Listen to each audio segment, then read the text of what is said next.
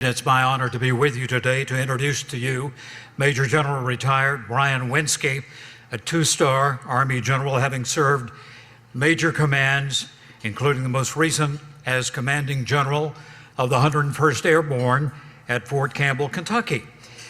Currently, he serves as the Chief Executive Officer of the Fort Campbell Historical Foundation, charged with creating the Tennessee Wings of Liberty Museum. Brian has served several leadership positions in his career, and including Operation Desert Storm and multiple combat positions and deployments to Iraq, Afghanistan, and other contingency areas. Brian has a history degree from the University of Wisconsin-Milwaukee and a Master's of History from LSU. And in addition to what he will talk to us about today, if you ever want to hear a lecture or a lesson on the history of the Battle of Little Bighorn, he's an expert on that as well. Probably somebody could have learned a lesson from that as well at that time. He has served as a military professor of leadership and national decision-making at the Naval War College. And I should say also that his daughter is a Black Hawk pilot currently at Fort Campbell. His son-in-law is at Fort Campbell, and I believe your son as well, all involved in military operations at Fort Campbell. He has received several distinguished honors in his military career: the Distinguished Service Medal twice, the Legion of Merit 3 times, and the Bronze Star 6 times, including 1 for valor. Today, General Winski will talk about Leadership 101, lessons learned about leading the 101st Airborne. Would you please give Nashville Rotary a welcome to Brian Winski.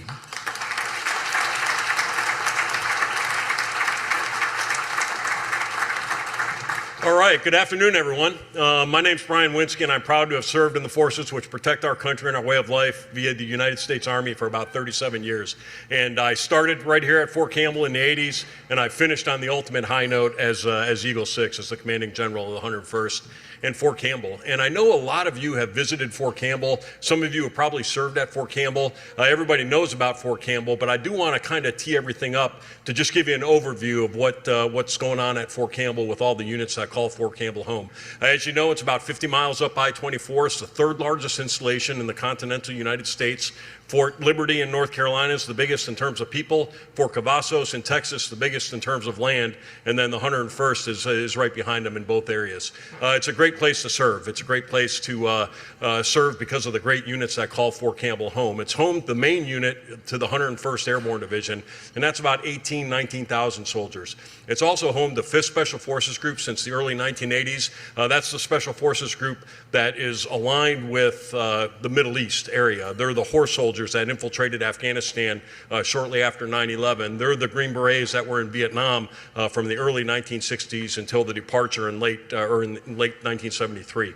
5th Special Forces Group calls Fort Campbell home. That's a few thousand soldiers as well. And then the 160th Special Ops Aviation Regiment grew out of the 101st in the very early 80s, and Fort Campbell's their home. They have elements in Georgia and Washington State as well, but the real epicenter of the 160th Night Stalkers is right there at Fort Campbell. They're the ones that fly they're the most elite aviation unit in the Joint Force, and they fly the most dangerous, challenging missions that have national significance, and most of which we'll never hear of, but it's a special group, and I'm proud that my daughter and son-in-law serve in there.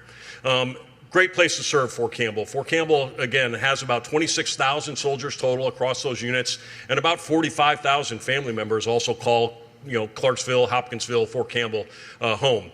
It's Fort Campbell, Kentucky, because it sits astride the border. It cuts right through the headquarters, and the post office happens to be on the Kentucky side. That's why it's Fort Campbell, Kentucky, not Fort Campbell, Tennessee. But most of the soldiers and families live right there in Clarksville across Montgomery County.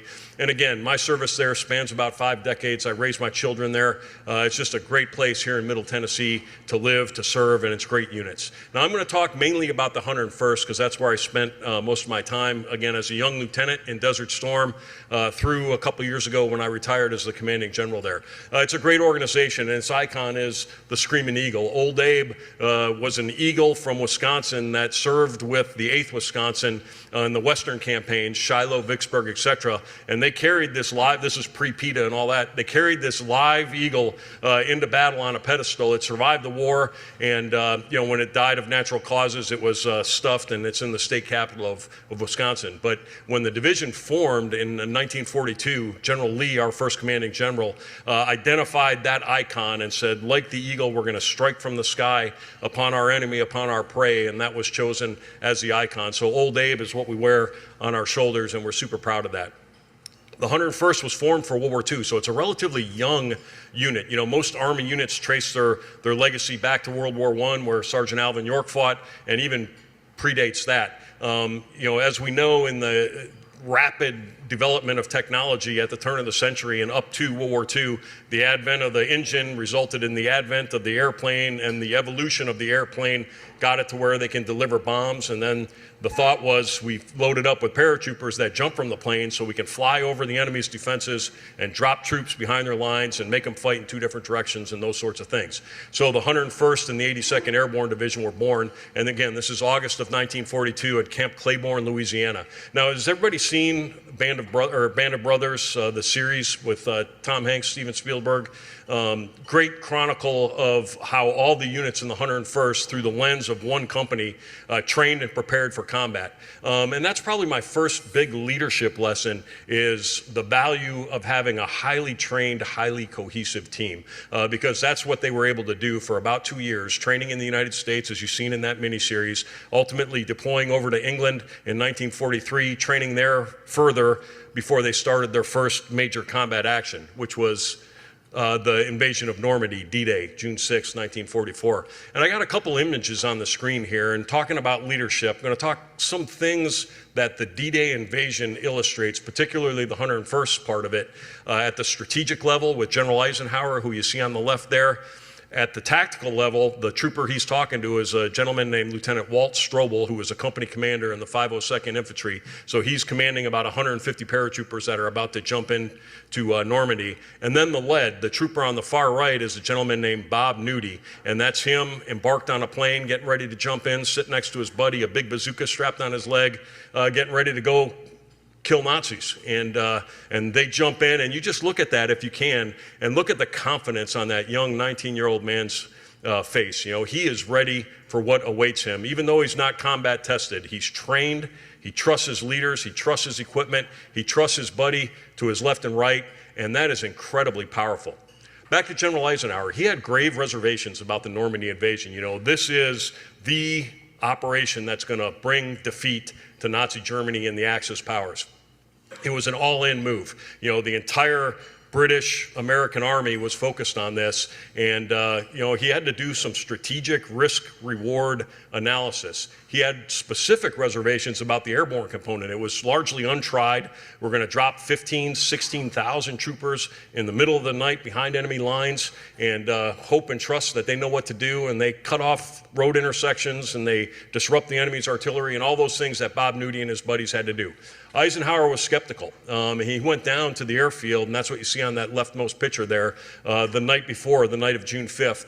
And he was so put at ease talking to these Screaming Eagle 101st troopers that in that picture there, and this was relayed to me by his granddaughter, who he relayed the story to, he's actually talking about fly fishing, honestly. The image, you think he's like, get in there, get behind them, get your objectives accomplished. And he was so put at ease by the confidence, the obvious competence, and the obvious level of preparation from those troopers that he's talking to, that he was able to just fall into a conversation about something common to both of them. So risk reward. Now, when you think about that, high risk, but what is the reward? Well, the airborne forces jumped behind Utah Beach, and the American casualties on Utah Beach were in the 250 to 300 killed range. Omaha Beach, that did not have an airborne operation behind it, thousands killed. So the reward was saving Americans' lives on those beaches by having the 101st jump in behind them. Instilling confidence. You know, here's a strategic leader that probably needed a little bolstering of his personal confidence, and he did that by talking to those who are going to execute ultimately the task that the Supreme Commander is giving them, and that was certainly the case here. And then the climate of trust, how important that is in every unit, and the notion of disciplined initiative. You know what needs to be accomplished. If what you were told to do doesn't specifically meet the conditions on the ground, you take the disciplined initiative to stay focused on that purpose, adjust your plan, and drive on. And that's what these troopers did throughout the night of not just June 5th and 6th, but the weeks that follow. Because as we know, they were widely dispersed, very chaotic, very ambiguous time, very challenging. But they fell back on their training. They fell back on their understanding of what had to be accomplished. And again, troopers like Bob Nudie there made it through. And he made it through the war, and that picture in the middle is Bob at the 75th anniversary in D-Day. Sadly, he passed a couple years ago, but what an incredible life he had. And, you know, think about him in that generation. A child in the Depression, fought and won World War II, built this country into the envy of the world, and lived a great life. And I'm just proud to have known him and have met him. And again, these lessons of the things in the bullet comments there are what I get from Bob Nudie. The second major campaign in World War II was the invasion of Holland. And this is, if you've seen the film from the late 1970s, A Bridge Too Far, Cornelius Ryan's book into a film that's a really awesome movie. You know, this is the next campaign in September of 1944 that followed the D-Day invasion. After D-Day, the 101st went back to England, absorbed replaced their casualties with new soldiers, did some training, refitting, replacing broken weapons, etc. And then the next mission for them was in September, which was the famous A Bridge Too Far. You know, the biggest thing here is the importance of a learning organization. You know, the jump into Normandy, again, was very chaotic, really widespread, dispersed. They weren't able to mass forces easily. So the organization learned and mitigated and assembled the armada that you see in that lefternmost picture to do a jump during the daytime so they can hit the ground, rapidly assemble, seize the bridges they needed to, and the 101st and 82nd did that exceptionally well. But as we know from this battle, you know, it was really not attainable from conception, and certainly through execution. And the British had the bridge too far in the far north of the center map there, and because of challenges with communication, because of lack of mutual support, there's a lot of negative lessons learned from this, and that's what I kind of highlight here. The importance of communication in any organization, the importance of ensuring that your higher, your lower, know what's going on and have a clear picture as to what the next actions are is so critically important. And that was absent in the northern part of this campaign, and it came at great cost to the British paratroopers. The third campaign for the 101st in World War II was the defense of Bastogne. I think everybody's familiar with the Battle of the Bulge. This is Christmas time of 1944. It's in the Ardennes forest in the northwest of Luxembourg, and the Germans do their all-in last move and try to attack all the way across northern Europe there to Antwerp. The thought was if they get the port at Antwerp, they cut off the Allied supplies, they sue for peace with the British and the Americans, and then they focus their attention to the real threat in the east, the Russians. So the attack attains pretty significant surprise, and the Allied forces lines break, and there's a town in the middle of that map called Bastogne. All 7 highways in the Ardennes forest kind of converge there, and it was immediately understood that if the Germans have this intersection, they're going to be able to push through to Antwerp as they intend to. If we retain this key intersection, strategic objective town, then it'll thwart their offense and they'll die on the vine. And it was the 101st that was called to do that. And my points here are great organizations can turn on a dime. They're in the middle of refitting from the tough fighting of Holland, absorbing casualty replacements, getting their equipment replaced, etc. No idea that this offensive was about to happen, but they were alerted and they were moving out the next day. Again, their ability to turn on a dime, to quickly adjust. Good organizations like the 101st thrive in conditions of uncertainty. And, they understood their comparative advantage. They were used to fighting surrounded. So it was not a big deal that they were put into this town, told to hold on to it. They're going to be surrounded and outnumbered 15, 16 to 1. And they're like, we're ready to go. And they held on to that town, and it turned the tide of that battle. And this resulted in the 101st receiving the Presidential Unit Commendation, the only division-size organization to do that. So again, incredible campaigns and countless lessons that you can learn, and I've learned from the 101st through their chapters in World War II, in D-Day, in Holland, and in the Battle of the Bulge. Now, after World War II, we all know the Army, numbered in the millions. It came down to smaller than the size of the Army is today, and the 101st deactivated. It reactivated, and General Westmoreland was the first commanding general to stand it back up, and that's when it first called Fort Campbell, Kentucky home in the late 1950s. Height of the Cold War, and soon into the 60s, it was clear that the U.S. was going to get involved militarily in Vietnam, and the 101st was one of the first units to send forces there in 1965, and then the entire rest of the division in 1967.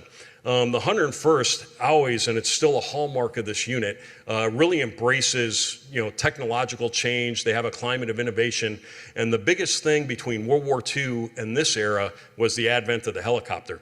So you can still fight from the sky, but you're able to do it now with helicopters, where you can insert a squad of 9 soldiers in one spot. They hit the ground running, as opposed to dropping them by parachute. It takes hours to find each other. If it's nighttime, it takes all night. They're not going to find each other until daylight. They embrace that innovation, and that's where the 101st, trading in its parachutes for helicopters, developed air assault doctrine, which is still the centerpiece of what the 101st does today. Some other things you learn from Vietnam, that bottom point, tactical victories, which the 101st, every time they met the enemy on the battlefield, and they were in the toughest part of Vietnam in the Central Highlands, they overwhelmed them. But you can't add up all those tactical victories and guarantee a strategic success. And I think that's the strategic lesson from Vietnam. But the 101st emerged from that with 21 Medals of Honor. Only 2 were issued to the 101st in World War II. So that just speaks to the nature, intensity, and the arduous nature of the combat that they faced over the course of the 7.5 years the division was there. So the 101st comes back to Fort Campbell in 1972, and this helicopter warfare doctrine is something that the 101st is tagged to perfect, which we did over the 70s and 80s, and then really put it to test in Desert Storm in 1990, 1991. That's where I first joined the 101st in the late 80s, and I was one of the platoons in the assault on Iraq.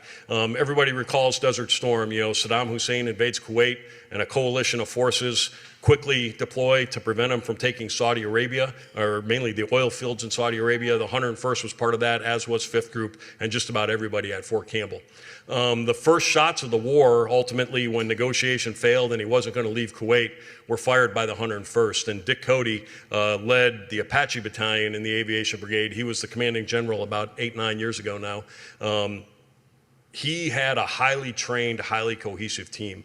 And that's the big lesson here. You can execute some high-risk things if you have a highly trained, highly capable team. And the difference between the 101st and a lot of other units, and I'm not disparaging other units in any way, shape, or form, is we tend to train not just until you get something right, but train until you can't possibly get it wrong. And that's a significant difference. Doing it until you get it right and you meet the standard, that's good.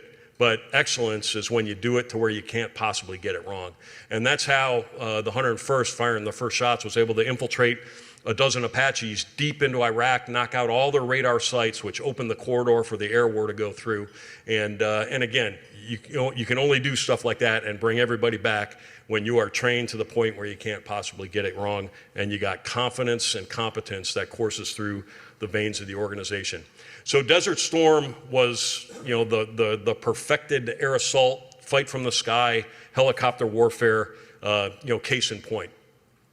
And I kind of leave it there because I want to leave a lot of time for questions and answers, but I show some great Americans on this image here. To the left is Dan McBride, very similar background to Bob Nudie. And that picture, right center, the picture on the far left is him right after World War II, left center is him in the 75th anniversary as well. And he was just incredibly proud. And he was only in the Army 2 years. And at the 75th anniversary of D-Day, we were at the town of Carentan, which was the main 101st objective, Carentan, France, right in the middle of Normandy there.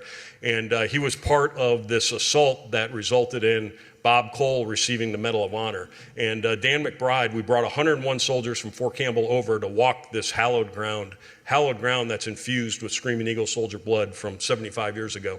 And Dan McBride describes the actions of him and his platoon at this Cole's Charge assault objective. And 101 soldiers from today are listening to him, and Dan's describing, this causeway that they had to come across. And he's like, yeah, I came through there. I got wounded the first time. I patched myself up. I came into this area, wounded again, bayoneted a Nazi here. Everybody's just captivated by this war story that he's sharing with us. And then he points to this chateau, which was their objective, and he's like, yep, we assaulted into here and compelled the Nazis to get out, and then Carentan was ours. And Cole is awarded the Medal of Honor, and Dan McBride survives it. But he's describing this, and 101 soldiers are here. And he looks back to us, and he's like, men, the 101st is a damn good outfit. And the best thing that happened to me in my life was being a part of it. And, he was in it 2.5 years. Again, everything I was trying to convey in these early slides, just being in this climate and this culture where you have to rely completely on your comrade and they have to rely on you. You're trained, your buddies are trained, you're confident in your leadership, you're confident in your equipment. When you got all that running right, no matter what organization, you're just going to have excellence. Right center, the painting is Clifford Sims. The installation headquarters is named in his honor. Clifford Sims grew up in the panhandle of Florida in the 1950s, 1960s. He was homeless. He lived in a bus. This is the heart of the Jim Crow era and panhandle of Florida, the heart of Jim Crow impacts. He had not a lot of things going for him in terms of advantage, etc. Yet he was called to serve, and he volunteered to serve in the U.S. Army, and he volunteered again to serve as a paratrooper in the 101st, and he volunteered yet again to serve in Vietnam. Someone who arguably doesn't have much that he owes to his country said, send me. I want to go forward and serve in this great unit and serve in Vietnam. And in Vietnam in 1968, which was the height of the fighting, the most casualty year, the Tet Offensive happened during 1968. Clifford Sims is leading a squad of 9 other Screaming Eagle soldiers from every ethnicity, religious background, and walk of life, way of life, etc. He sees a booby trap, and the rest of his element does not see it. And he knows it's about to detonate, and it's going to kill 2 or 3 of his men for sure. He, without hesitation, runs to it, smothers it with his body, absorbs the blast, saves the lives of these other Screaming Eagles, knowing that it was going to cost him his life. So how do we have this blend of personalities that form the ultimate cohesive team, where the leader of that team, without hesitation, willingly gives his life to save his buddies? That's kind of a rhetorical question, but it's one of the special things about serving in the military. Again, you're thrown in with folks from all over the country, and you train together, you prepare together, you share a purpose, and you get heroes like Clifford Sims. That's his wife and daughter receiving the Medal of Honor from President Nixon. Posthumously, he was killed, of course, and again, we honor him by maintaining the memory of his actions and what he's done for the Screaming Eagles and the Army and the nation. And then our headquarters is named in his honor as well. So that was well under 20 minutes, and I wanted to leave some time for Q&A, I hope. So what are your questions? Nope. Is that it? No Okay. questions. All right, thank you so much, General Winski, for those remarks. Before we get to Q&A, I'd like to just go over some words for our Q&A portion, just to remind our members of the Rotary Club. The Q&A portion of our weekly meeting is a time-held tradition and a unique opportunity to learn more about the community and to benefit from the expertise of our speakers. When asking a question at a Rotary meeting, we ask that you uphold the principles of the Rotary four-way test. Please remember to be respectful and considerate when posing questions, ensuring that they are concise and directly related to the topic at hand. Please keep your questions to a one-part question that it can be asked in 45 seconds or less. By doing so, we demonstrate our commitment to truth, fairness, goodwill, and beneficial outcomes for all involved. Let's make our interactions during this Q&A sessions both enlightening and respectful to our speaker and fellow Rotarians. And this, of course, was inside of our weekly update and our newsletter. So please introduce yourself, tell the guests where you're from, and we'll have the questions. Thank you. I'm David Miller, and about 2 months ago, I took the time to go and visit the 101st Museum at Fort Campbell. It's extraordinary. Can you tell us about the new plan? I think you're heading it up for a much bigger museum. I'm glad you asked. That's what our foundation's doing. So, Fort Campbell was created in World War II, and they really didn't put much in infrastructure there until the division came back in the late 50s, early 60s, when it was going to become a permanent fixture, a permanent installation. There's a small museum on post. It's about 10,000 square feet. It was great in 1961 when the history of the division was World War II. And the early part of the Cold War, and the 5th Group and 160th didn't exist. So, and the directors there over the years, over the decades, have done a great job, but it's just insufficient to cover the history of the Screaming Eagles, the history of the 160th Night Stalkers, and the 5th Group Special Forces Legion. So we knew, really, after Desert Storm, we wanted to build a new museum that, appropriately and adequately showcases and honors the history and legacies of these great units. Since 9/11, the gates kind of closed, and it's difficult to get on post, or intimidating to get on post. We also knew we wanted to array this new museum where it's instantly accessible, and you don't have to go through all the screening and get a visitor pass and all this sort of thing. So, the idea to build a new museum was born in the 90s, and decades of fundraising and effort to get the resources together to do that was underway. A lot of the momentum on that was kind of thwarted by post 9/11, with all of the units on Fort Campbell essentially gone every other year in Iraq or Afghanistan. But we had a significant development about 1.5 to 2 years ago now, where we got a grant from the state of Tennessee and a grant from Montgomery County and city of Clarksville, along with fundraising, along with some work-in-kind opportunities with the building process, to where we are set to build it. Now, we're going to build this museum and hand it to the Army, and then the Army will maintain it in perpetuity.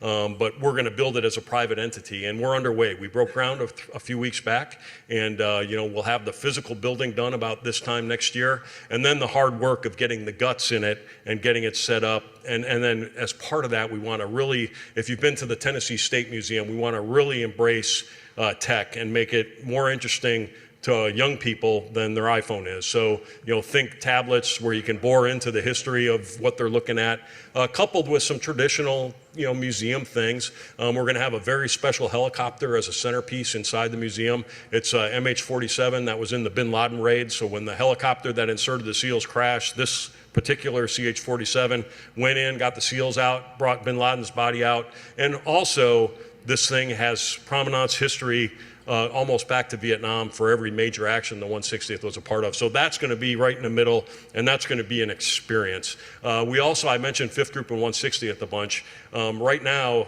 very small portion of the current museum is dedicated to their histories, and we want to expand that in a significant way. So again, we got the building. What you see right there is covered. That's about a 40,000 square foot exhibit hall and 10,000 foot, 15,000 foot of additional space for events, gift shop, offices, archive storage, all that sort of thing. But what you see there is what'll be up and running this time ready to receive the artifacts this time next year. And then once we get the artifacts in and we're ready to open it, which we think will be, the latter part of next year, it'll be open to the public. We expect, it'll be a reunion venue. It'll be it'll be the most significant military museum in the Mid-South for sure. It's going to be free, and it always will be. And it'll be immediately accessible from 41A, where you can just drive right in, put it in the parking lot, and take in the museum without having to negotiate the pass process and all that sort of thing. So we're excited about it, and the foundation's focused on getting the final resources to get the exhibit components of this thing set, and then we look forward to hosting folks to visit it. So thank you for the question. Sam Opaku, psychiatrist. Let me thank you very much for this excellent talk. I have a privileged position, an extremely privileged position. Every day I see about 5 veterans who are applying for benefits on the basis of their work in Iraq and Afghanistan. And I ask them, 6 questions. When you were deployed, did you think your life could be threatened? Did you think you could be physically injured? Did you experience intense fear? Did you see horror? Were you stunned or shocked by what you saw? It's amazing the extreme courage that is balanced with humanity. Many of them express fear. I saw a gentleman who said before he flew his plane the first time, he peed in his pants. So I've never been in a war, I've never been in the military, and it's very humiliating to see, but also extremely impressive to see people sacrifice so much. Thank you. Well, thank you. Any combat veteran will answer yes to all 6 of those questions. And, war is a visceral thing. And no one hates war more than those who fight it. And, what we do at Fort Campbell, what we do across the Army, what we do across the Joint Force is prepare for the worst eventuality in an effort to prevent it from occurring in the first place. Peace through strength, Ronald Reagan defense doctrine approach, and that's the most effective way. George Washington said the most effectual way to prevent war is to be strong and more than ready for it. So thank you for what you do for our veterans and caring for them. One of the unique things about this era of veterans, they're all volunteers, where everything Vietnam prior, Desert Storm to present, all volunteers prior. About half the force was conscripted or drafted.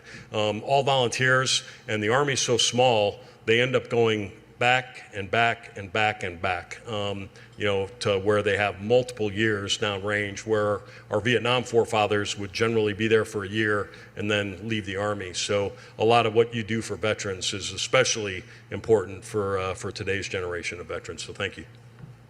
Yes, ma'am. Hi, my name is Jenny Barker, and I'm curious if you can speak a little bit about how the shortage of air traffic controllers, we've all seen the impact of that on commercial aviation, general aviation. How is that impacting military training operations, and what plans are in place? Yeah, that's a great question. FAA, et cetera, are poaching a lot of our air traffic controllers, bonuses, et cetera. There's hundreds of helicopters up at Fort Campbell. They're generally flying in the middle of the night, so that particular function of aviation ops is absolutely critical. We do have a solid team, but I know the demand, like a lot of things, the demand in the civilian sector, generally challenges recruiting or retention more than recruiting. A young future soldier love to join, get this skill, get some experience doing it, and then put it to work, at B&A or a place like that, and that's awesome. But it's a challenge like it is But we have air traffic control units that they're set to do this in an expeditionary environment in totally blacked out airfields and tower apparatuses and all that sort of thing. So it's an important, relatively small scale but high impact career field in the Army. So thanks. Ernie Clevenger, Yes. General, thank you for presenting and for your service.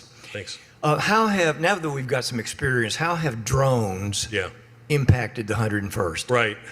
Yeah, tremendously. Especially in our aviation units are equipped with arrays of drones. Our infantry platoons have it's like a small little toy helicopter they got in a pouch that they can pop out, fire up on their Samsung end user device, plot in the route and have it do a recon and convey real-time video right back to that end user device at the infantry platoon level. And then as you go up in the company level, they'll have bigger platforms that have a lot more loiter capability and generally provide, again, just video of what they're looking at. But you're able to literally look around a corner over a mountain without having to put soldiers in risk or harm's way to check that out before you do so. And then as you get in echelons above that, we start having larger and armed drones. So the 101st and the 160th have armed drones that are the Predator variant that you can look up on Jane's. And they're equipped with Hellfire missiles and an array of capability to include electronic warfare capability that has really evolved in a major way over the last 15 years or so and continues to evolve. That's one of the things I love about the 101st. It's a climate of innovation and adapting new technologies and capabilities like that, and it's central to everything that they do, use of drones. Again, as the father of a pilot and Army pilot and father-in-law of her husband, Send a drone before you send a person every time, right? Because that can be replaced. It's metal, not man or woman. So again, that's an area of growth and will be for the foreseeable future. Deborah Varallo, Public Relations. Thank you very much for your service. Thank you for being here. My father was one of the soldiers that was dropped over Germany and survived and came back home and had 13 kids. And we're so appreciative that he's here. My brother-in-law was one that flew the Huey helicopter over in Vietnam. So my question is, how do we get more wonderful young men and women to go into the service? What are you doing to recruit them? That's a great point. Recruiting is a challenge. Frankly, in some corners of America, being patriotic is looked upon with disdain. That's horrible. That's one of the things we intend to try to influence with this museum, educate, honor, and inspire through Clifford Sims stories, through your father's stories, through your uncle's stories. Bring that to life and help the ignorance of how proud folks are to serve and how important it is to serve. You just mentioned you have a couple of very close and trusted relatives that have military experience. Almost everybody in this room does, but in the majority of America now, with the draft going away, 45 years ago or so now, most folks don't have an influencer in their life who served in the military.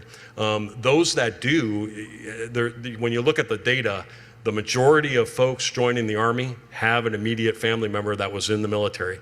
And they're able to convey what being in the military is all about. And there's good times and bad in the Army. And I didn't start out as a general. I started out as a private, and I got a little taste of that along the way. But they're generally conveying the stories like Dan McBride, the stories like Clifford Sims, how you form this incredibly cohesive team and bonds with people that you form in such a short time that endure for a lifetime, those sorts of things. Young kids, people that influence them, don't have those experiences anymore, and that's probably the biggest thing about it. And then there's misconceptions about the Army. It's if you join the Army, you're going to Iraq, and if you go to Iraq, you're getting hurt, and you're going to be impacted for life, and that's certainly the case with some, but it's not the common experience. So how to best communicate that to young people is the biggest challenge. Fortunately, Tennessee, the volunteer state, lives up to its name, and when you look at data, most recruits come out of Texas, Tennessee, Georgia, where there's less of the sentiment of being patriotic is looked upon with disdain and stuff like that. So, did that answer it? Okay, thank you.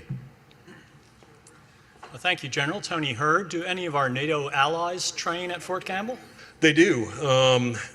There's none permanently there, of course, but whenever there's a big exercise, there's always an attempt to get a multinational component to it, because if we fight in any imaginable contingency, whether that's Europe, the Pacific, anything against adversaries like China, we're not going to do it alone. We're going to be part of a coalition. We're going to have partner forces, and certainly anything in Europe is going to involve other NATO forces. So less at Fort Campbell, but in Germany, where we have most of our European big training bases, is where all of the exercises there, virtually all of them, are multinational. So the U.S. troops that rotate there get that experience.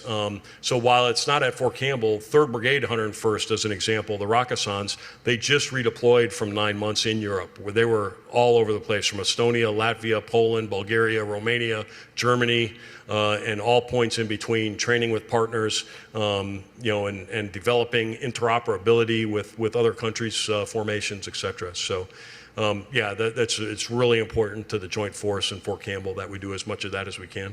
All right, thank you so much. Appreciate it.